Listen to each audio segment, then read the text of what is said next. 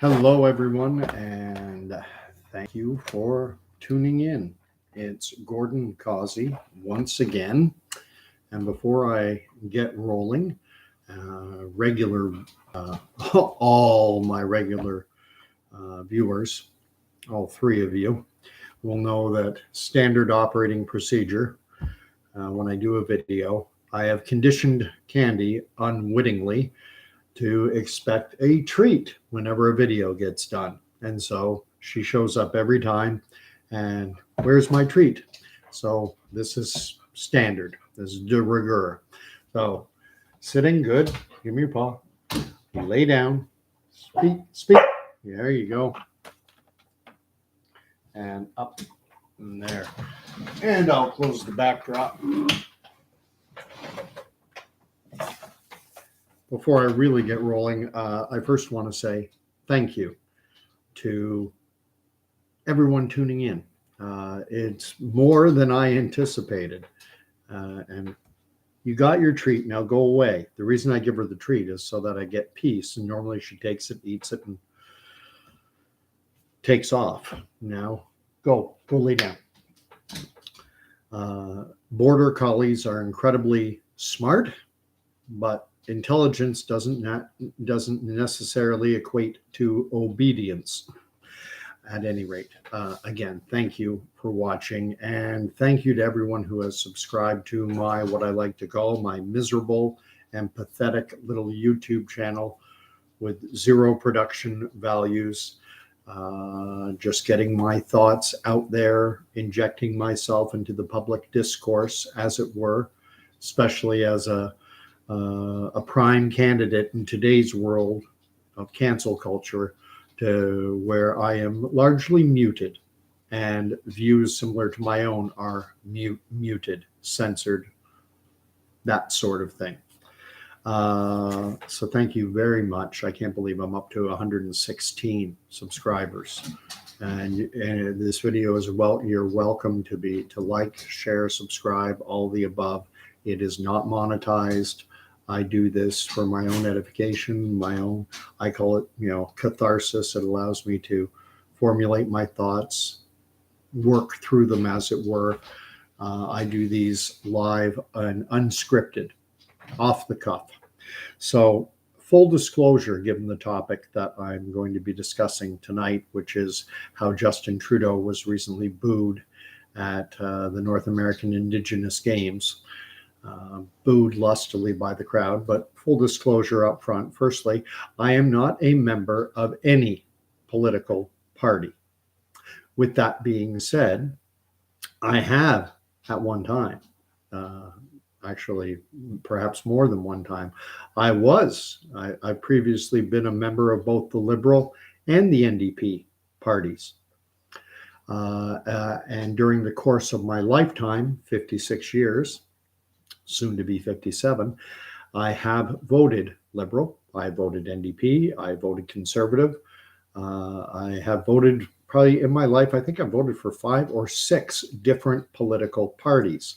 I know that there are a lot of people out there who have voted Liberal and only Liberal their entire lives. Likewise, same with the Conservatives.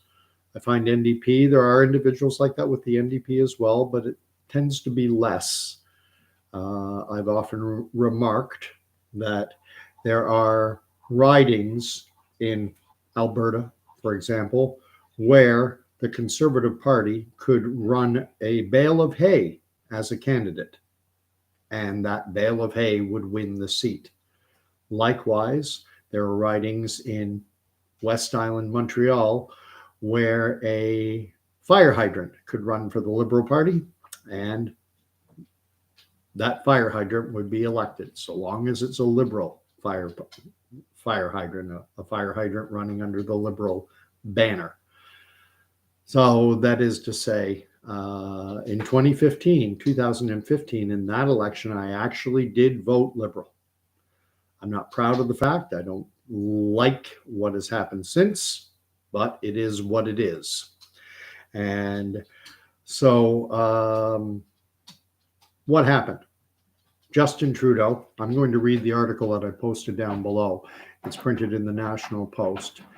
with respect to Trudeau addressing this, the headline reads, Justin Trudeau booed during opening remarks at North American Indigenous Games. Subtitle, Hello, my friends, met with an unfriendly reaction as Justin Trudeau opens first event of its kind since the pandemic. Published July 18, so today. It is now July 18th, 2023, 11:36 p.m. Prime Minister Justin Trudeau was met with a chorus of boos Sunday in Halifax when he addressed a crowd to mark the opening of the 10th edition of the North American Indigenous Games, NAIG, in the Nova Scotia capital.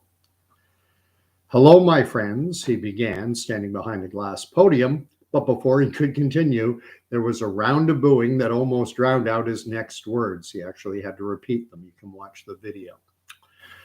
It's circulating widely. We have been waiting for this moment, he continued, before pausing to let the noise, the booing, die down. We've been waiting a long time for this moment, a long time, after the 2020 edition of the, and it just goes on to describe what happened.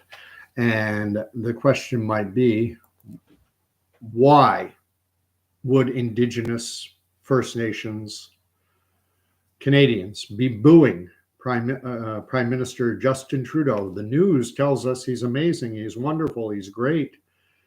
Well, I'm going to submit that Indigenous Canadians, First Nations peoples have not forgotten Trudeau's history, his actions, his behavior. In that 2015 election, Justin Trudeau had committed to the people of a reserve up in northern Ontario, it's north of Kenora, Thunder Bay way. Justin Trudeau had committed and said that if his government, if he was elected, if he became prime minister, that the government was committed to addressing the issue of mercury poisoning on the Grassy Narrows Reserve up north of Kenora, Ontario. He had committed to addressing that problem. What had happened, a little backstory, Grassy Narrows, there had been a pulp and paper mill that had been running there that had poisoned the groundwater with mercury. And mercury causes all kinds of health issues, death, and premature death. And so it's a major issue, and Justin Trudeau had committed to addressing it. That was 2015. 2019, 4 years later, he got elected, 4 years later, and he did nothing. Now, to be clear, I want to make one point 100% perfectly clear. I actually don't have an issue to a great degree that he did nothing. He would not, Justin Trudeau would not be the first politician to make a commitment and then to not follow through on it. Every prime minister of every, whether it was conservative or liberal, they've all done this. My issue is the manner in which he dealt with it when confronted by protesters. The Liberal Party has a fundraising club called the Laurier Group or the Laurier Club that holds dinners. And if you want to attend a Laurier Club function, it costs somewhere in the neighborhood of $1,500. And two individuals from that Grassy Narrows Reserve had crashed. They bought tickets to that event so that they could confront Trudeau. So I don't know, you can't exactly call it crashing the event, but they weren't there. People paid the $1,500 to bend the ear of the prime minister and government officials and such. They want access. And this is a common theme in politics. And again, it doesn't matter whether it's liberal or conservatives. And even the NDP in provinces where they've been in power. I'm sure it's gone on with them as well. You pay your $1,500, you get to have your views, concerns taken right to typically people who are in a position to do something about it. So these two individuals, one woman, she unrolled a banner of some description. I've seen videos of what happened, and the camera is behind, so you can't see exactly what's on her poster. But she stands up while Trudeau is speaking and takes him to task and says, Prime Minister Trudeau, in 2015, you committed to addressing the issue of mercury poisoning on the ground. And before she could continue, before she could finish, security types took the woman, forcibly removed her, manhandled her out of the building.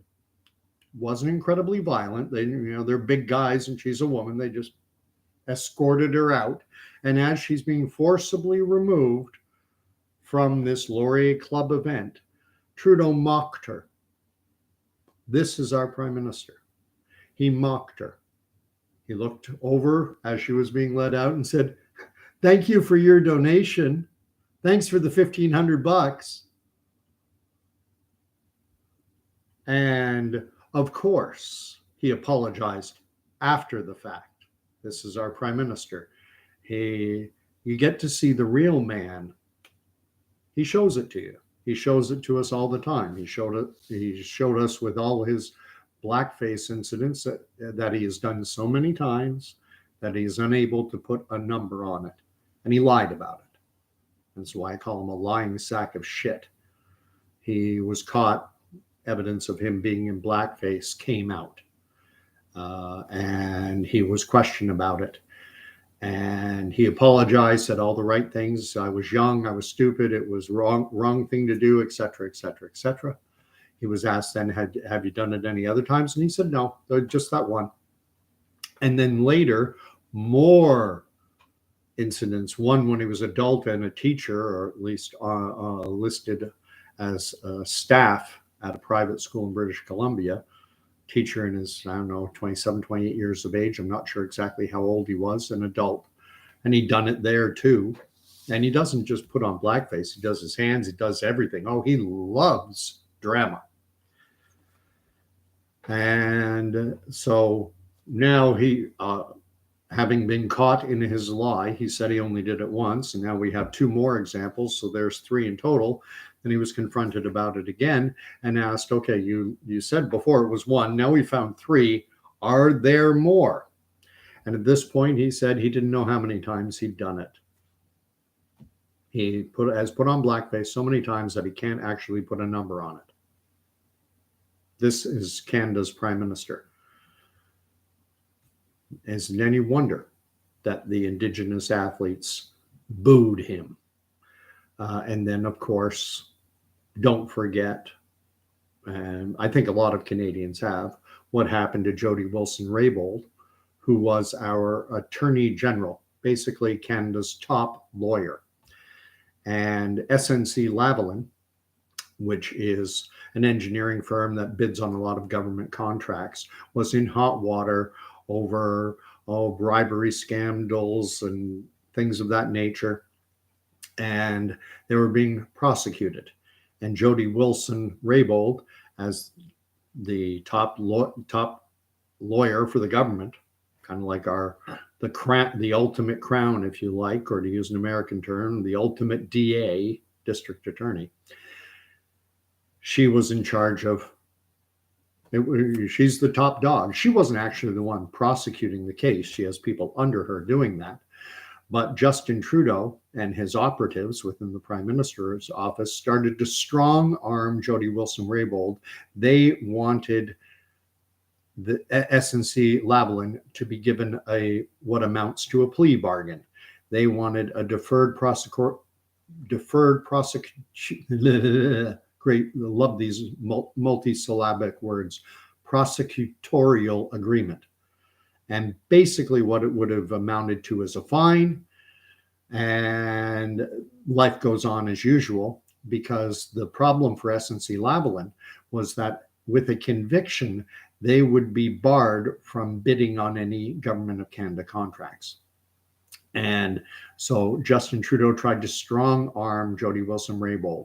He was thrilled to have a highly qualified and competent lawyer, more educated than he is, as his attorney general, and to have her a woman, and to have a First Nations woman. I mean, all the diversity ticks were in the box. If she's homosexual, Bob's your uncle. This is what Trudeau loves. He loves optics, and it looks good. It sounds like he's a champion of diversity. But the thing was, Jody Wilson-Raybould has integrity, and she would not allow Trudeau and his operatives to strong arm her. She would not back down.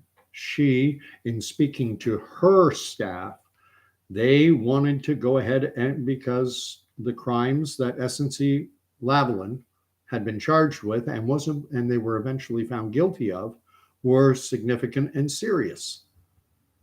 And so she would not back down. So what did Trudeau do? He liked having an Indigenous woman member of his cabinet in a prominent position, but he demoted her. I think she was given a minor ministry. The Attorney General is a significant appointment. It's not the Minister of Finance, not Minister of Health, but it's up in that same strata of when you're sitting at the cabinet table. There's a pecking order. Obviously, the Prime Minister is at the head of the table, and obviously his or her, if we ever elect a female Prime Minister in this country, we have had one, but Kim Campbell took over from Brian Mulroney. She never was. They were wiped out when she was the leader. So whoever the Prime Minister is, they'll have them, at the right hand will be the finance minister. And other portfolios, the cabinet table, there's 30 or 40 people around that cabinet table. And a lot of it is simply pandering. You want to have every region of the country represented. You want to have every ethnicity represented. You want to have equal number of women and men. So what you do is you create ministries. I mean, the United States, their cabinet, Biden, Trump, Bush, Clinton, whoever it is, typically they have 4 or 5. They have their Secretary of the Interior, and then they have departments under that. We don't have to have 35, 40 cabinet ministers in this country, but we do. And that's not a liberal or a conservative thing. It's with everyone. But Indigenous Canadians have not forgotten. Trudeau, if you want to know if he's lying, this is an old line. And if you want to know whether he's lying or telling the truth, watch his lips. If they're moving, there's a very good chance he's lying. When he committed to addressing the issue of mercury poisoning if elected Prime Minister in 2015. And again, I don't take him too much task over that. But when he was confronted about it, if he's going to be open, transparent, and honest, he should have said, "You got me. I messed up." But you can't do that. So instead, you deflect. And that's what all prime ministers do. They deflect. Fair enough. But Trudeau went another step further, and he mocked this woman. And I don't think Indigenous Canadians have forgotten. I don't think Indigenous Canadians have forgotten the disgusting manner in which he treated Jody Wilson-Raybould. Now, if you read the article, National Post, it says that later there were some cheers over specific rhetoric that Trudeau delivered in his speech, about this Truth and Reconciliation report and how the government is going to address it and going to make good on it. And you can believe that or not. You can believe Trudeau said we'd have a balanced budget by 2019. I believe that. I believed him when he said we're going to run small $10-15 billion deficits in the first 3 years, and then in the last year of his mandate that he would return the budget to balance. That was a lie. He could have done it, but he didn't. And he won't accept responsibility the same way he hasn't accepted responsibility for his repeated ethics violations. But we have an election coming up at some point in this country. It will be required, because of our fixed election law, there will have to be an election in Canada by the fall. I think it's the fall of 2025. So we could have still another 2+ years of this government with Justin Trudeau as Prime Minister. However, typically speaking, minority situations, minority parliaments typically last somewhere between 18 to 24 months, from a year and a half to 2 years. And we are well into that window now. And the reason is quite simply, Trudeau right now has to placate the NDP. He has to give in to some of their demands, and he would rather not. He would rather simply reward his own supporters, followers, backers, and doesn't want to reward the NDPs, but he has to placate them because it's a minority government. And I am certain that Liberal operatives are watching the polls daily. And if a situation comes along where they view it as a very good chance that they'll win, Trudeau will go to our Governor General. He'll ask that the legislature that Parliament be dissolved and that an election be called. That's what Trudeau did in 2019. Not in 2019, sorry, in 2021. In 2015, he won a majority, and so he didn't have to worry. He had everything he wanted. In 2019, he was returned with a minority. And then in 2021, I think it was September, the polling and everything looked good, looked like he had a chance to earn a majority government. And so even though there was no need to, every bill he had proposed, everything was being passed, there was no threat of a no confidence motion toppling his government. But regardless, he went to the polls early and in hopes of gaining a majority, and he did not. He actually did basically the same, lost the popular vote. More Canadians voted Conservative than voted Liberal in 2019 and in 2021. I'm not going to get into the reasons why. It's because in short, it's because the Conservative vote is very inefficient. It's concentrated primarily in the West. And in a parliamentary system, this Westminster system of parliamentary democracy, you need not only do you need a significant vote, but you need an efficient vote. Conservatives didn't have it in either 2015 or 2019, or rather, didn't have it in 2019 or 2021. The years start to run together. And so even though more Canadians voted Conservative than Liberal, Trudeau got to stay on as Prime Minister. And I'll end this off by talking about the fact that the news is going to program you to like Justin Trudeau. That's why and it's called programming for a reason. And a large chunk of Canadians are easily programmable.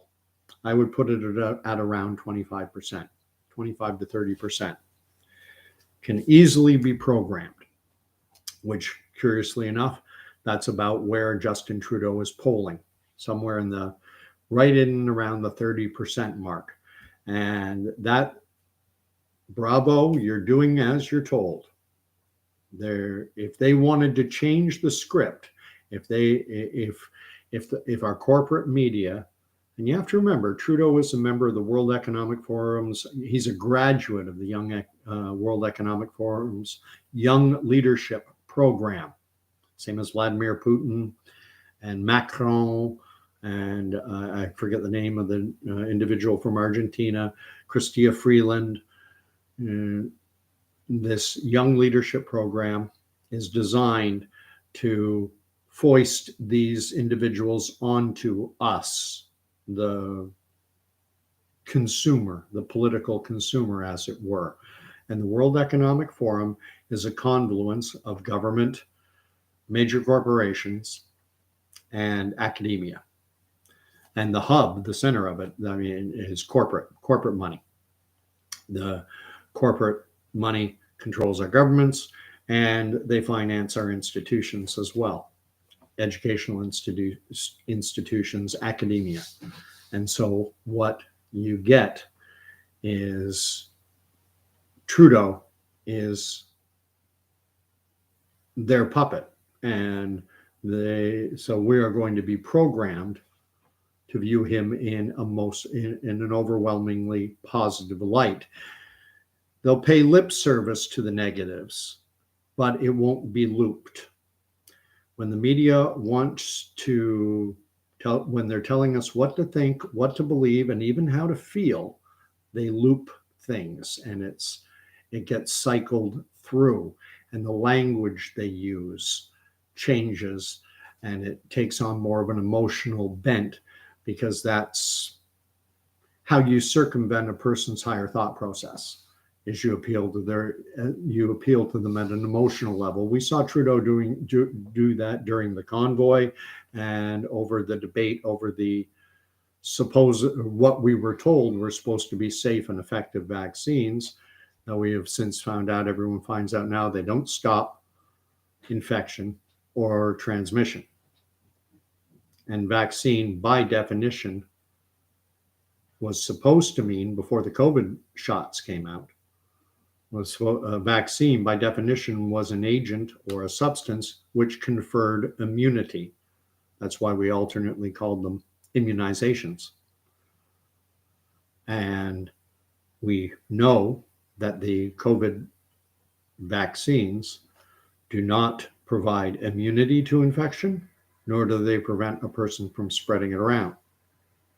And so the whole effective narrative is gone.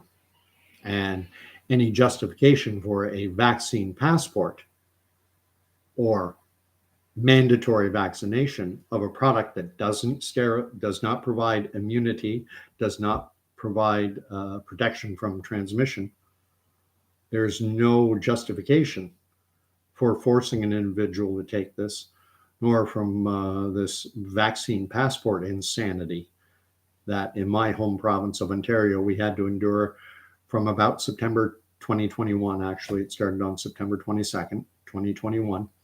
And we had to endure with that until about March of 2022. And then reality set in. Everyone I know has gotten the shot has still gotten sick with COVID. And often repeatedly. Whereas I, an unvaccinated individual, have had the infection once.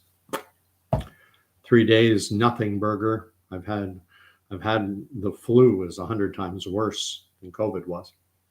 And I sometimes, but it's a joke. I say I've had worse colds.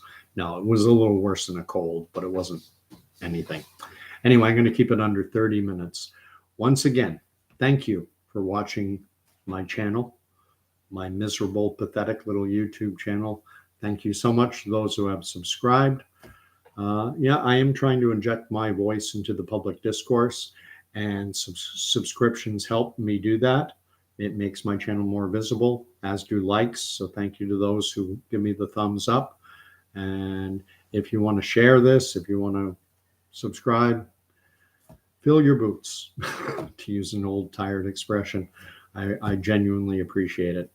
And we'll talk to you again probably in 2 or 3 nights. We'll see what happens in the news, if there's something I feel compelled to talk about. Night all.